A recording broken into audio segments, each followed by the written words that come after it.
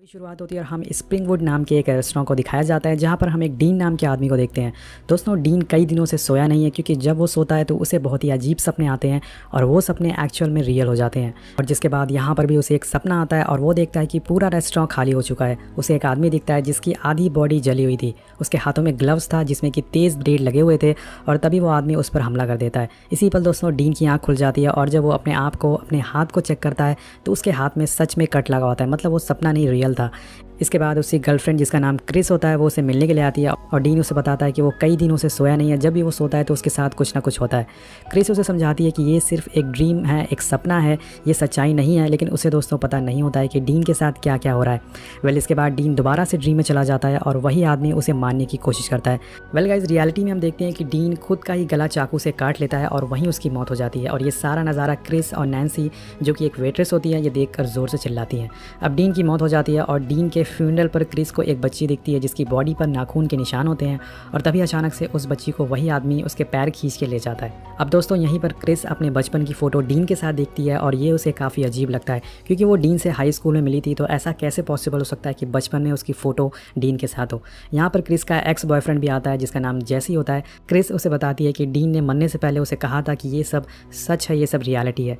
सो ये सब नैन्सी भी सुन लेती है और वहीं खड़ी ये सब नैन्सी भी सुन लेती है। और नैन्सी जिसको हमने रेस्टोरेंट में देखा था जो कि एक वेट्रेस थी, वो भी डीन की स्कूल की फ्रेंड थी, तो नैन्सी भी इन सपनों के बारे में जानती थी और वो इसे बताना चाहती थी। लेकिन इससे पहले कि वो कुछ बता पाए जैसी उसे वहीं पर रोक लेता है। अब डीन के मरने के बाद क्रिस को भी वैसे ही सपने आने चालू हो गए थे। वही जला हुआ आदमी जिसका नाम फ्रेडी है उसे डराना चालू कर देता है।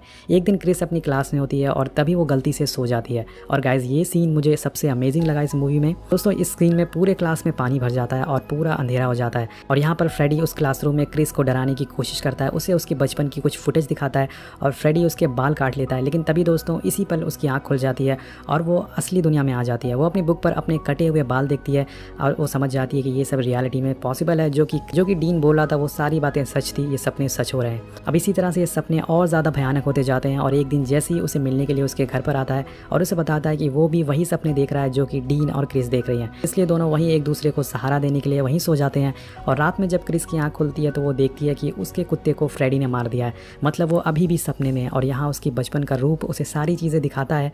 और तभी दोस्तों उसकी आँख खुल जाती है, मतलब वो अब रियलिटी में वापस आ चुकी है, तो अब उसे कोई खतरा नहीं है। वो सोचती है कि वो सपने से बाहर आ चुकी है, लेकिन उसके बगल में ही फ्रेडी उसका इंतज़ार कर रहा होता है। मतलब दोस्तों सपने के अंदर भी सपना हुआ। आइला इंसेप्शन वाला सीन हो गया दोस्तों ये तो। सो गाइज़, यहाँ पर फ्रेडी बड़ी बुरी तरह से क्रिस को उठा कर पटकता है और उसे सपने में ही मार देता है, जिससे कि वो रियल वर्ल्ड में भी मारी जाती है। और अब जैसे ये सब देखकर बहुत ही ज़्यादा डर जाता है और सीधा भागकर नैन्सी के पास जाता है और उसे पूछता है कि उसके साथ क्या हो रहा है, क्योंकि उसे लगता है कि नैन्सी को इसके बारे में ज़रूर पता होगा। यहाँ पर नैन्सी उसे बताती है कि उस आदमी का नाम फ्रेडी है जो कि सभी को मार रहा है। और वो बोलती है कि अगर तुम्हें ये सॉन्ग सुनाई दे रहा है, ये गाना सुनाई दे रहा है, इसका मतलब वो तुम्हें मारने वाला है। वो गाना होता है, वो सॉन्ग होता है 1 2 Freddy is coming for you. Guys, अब जैसी नैन्सी से बोलता है कि सोना मत, नहीं तो वो तुम्हें भी मार देगा। और तभी यहाँ पर पुलिस की टीम आ जाती है और जैसी को क्रिस के खून में पकड़ लेती है क्योंकि उन्हें लगता था कि उसने ही क्रिस को मारा है। अब जेल में भी फ्रेडी को क्रिस नहीं छोड़ता है, उसे भी वो वहाँ पर डराना चालू कर देता है। जेल में जब जैसी को नींद आती है तो अपने आप को एक फैक्ट्री में पाता है जहाँ फ्रेडी उसका स्वागत के लिए खड़ा होता है। अब गाइज, यहाँ पर हम क्रिस की बॉडी को देखते हैं जो कि सपने वाली बॉडी होती है। एक्चुअल में दोस्तों इस मूवी में 2 दुनिया दिखाई गई है, एक रियलिटी वाली दुनिया, एक सच वाली दुनिया और दूसरी सपनों वाली दुनिया। सो फ्रेडी ने क्रिस को मारकर यहीं लटकाया था जो कि सपने वाली दुनिया में था। और यहाँ पर दोस्तों अब वो जैसी को भी अपने ब्लेड से बहुत ही बुरी तरह से मार देता है और उसे भी यहाँ पर सपनों वाली दुनिया में लटका देता है। और इधर हम देखते हैं कि रियल वर्ल्ड में उसकी मौत हो जाती है। सो गाइज, इसका मतलब जो भी फ्रेडी सपनों वाली दुनिया में करता है वो सारी चीज़ें रियलिटी में होती है। सो यहाँ पर अब जैसे की भी मौत हो चुकी है। यहाँ पर एक चीज़ नोटिस करने वाली होती है कि जो भी सपने में जा रहा था वो एक फैक्ट्री में पहुँच जा रहा था। इसके बारे में आपको आगे पता चलेगा कि ऐसा क्यों हो रहा है। अब इस सीन के बाद हम दोबारा नैन्सी और उसके बॉयफ्रेंड क्विंटिन को देखते हैं। क्विंटिन को भी दोस्तों वही सपने आना चालू हो गए थे, इसलिए वो कुछ दवाएं लेता है जिससे कि उसे नींद ना आए। लेकिन क्विंटिन को कहीं ना कहीं लगता था कि ये सब रियल नहीं है, ये सब सिर्फ एक सपना है। कुछ लोग सपने को रियलिटी समझकर खुद को मार रहे हैं, तो उसे इन बातों पर यकीन नहीं होता है क्योंकि अभी तक उसके साथ ऐसा कुछ हादसा हुआ नहीं है। सो ये सब नैन्सी को समझा रहा होता है कि ये सब एक फालतू की बातें हैं। और उसी रात अब नैन्सी बाथरूम में नहाने जाती है जहाँ पर उसकी आँख लग जाती है।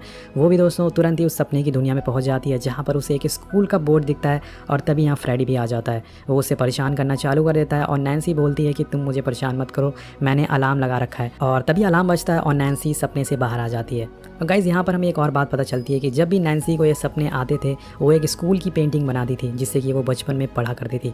तो इसका मतलब है कि स्कूल से और इन सपनों से ज़रूर कोई कनेक्शन है। इसका पता लगाने के लिए वो अपनी मॉम से पूछती है। तुम्हें इन सब बातों पे ज़्यादा ध्यान नहीं देना चाहिए, ज़्यादा इन सब के बारे में सोचना नहीं चाहिए और ना ही उस आदमी के बारे में सोचना चाहिए जो कि इन लोगों को मार रहा है। अब नैन्सी अपने ही घर में छानबीन करना चालू कर देती है और यहाँ पर उसे एक फ़ोटो मिलती है जिसमें उन सभी बच्चों की फ़ोटोज़ होती है जिसे फ्रेडी ने मार दिया था। अब उसकी मॉम को ना चाहते हुए भी सारा सच उसे बताना पड़ता है। वो बताती हैं कि बचपन में जिस स्कूल में तुम पढ़ती थी उसमें एक गार्डनर था जिसका नाम था फ्रेड ग्रॉगर। वो स्कूल के बेसमेंट में रहता था और वहीं पर सोता था। तुम सारे बच्चे उसकी ज़िंदगी थे, तुम उसकी लाइफ थे, वो तुम सभी से बहुत ही ज़्यादा प्यार करता था। लेकिन इसके बाद हमें फ्रेड के बारे में कुछ अजीब चीज़ें पता लगना चालू हो गई, जैसे कि वो बच्चों को साथ गलत काम करता था, उन्हें कहीं ले जाता था। और यहाँ पर हमें पता चलता है कि फ्रेड बच्चों को एक सीक्रेट केव में ले जाता था और उनके साथ गलत काम करता था।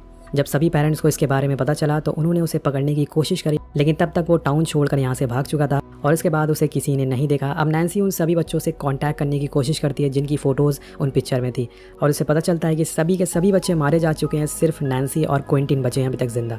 दूसरी साइड हम क्विंटिन को देखते हैं जो कि स्विमिंग पूल में प्रैक्टिस कर रहा होता है और तभी दोस्तों स्विमिंग पूल के अंदर ही उसकी आँख लग जाती है। जब वो उसे बाहर निकलता है तो वो भी उस सपनों वाली फैक्ट्री में पहुँच जाता है जहाँ पर वो देखता है कि सभी बच्चों के पेरेंट्स फ्रेड को मारने के लिए दौड़ा रहे हैं और फ्रेड भाग कर फैक्ट्री में छुप जाता है, जिससे कि सभी लोग उसे मारने के लिए उस फैक्ट्री में आग लगा देते हैं और फ्रेड जिंदा ही जल जाता है। दोस्तों यही रीज़न था कि जब ये लोग सपने में जाते थे तो फैक्ट्री में डायरेक्ट पहुंच जाते थे क्योंकि फ्रेड को फैक्ट्री में ही मारा गया था। अब नैन्सी की मॉम झूठ बोल रही थी कि फ्रेड भाग गया यहाँ से क्योंकि इन लोगों ने उसे ज़िंदा ही जला दिया था।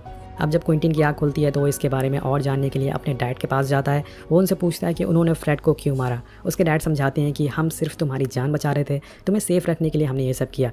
अब ये दोनों डिसाइड करते हैं कि ये उसी बचपन वाले स्कूल में जाएंगे और इस सपने को ख़त्म करने की कोशिश करेंगे।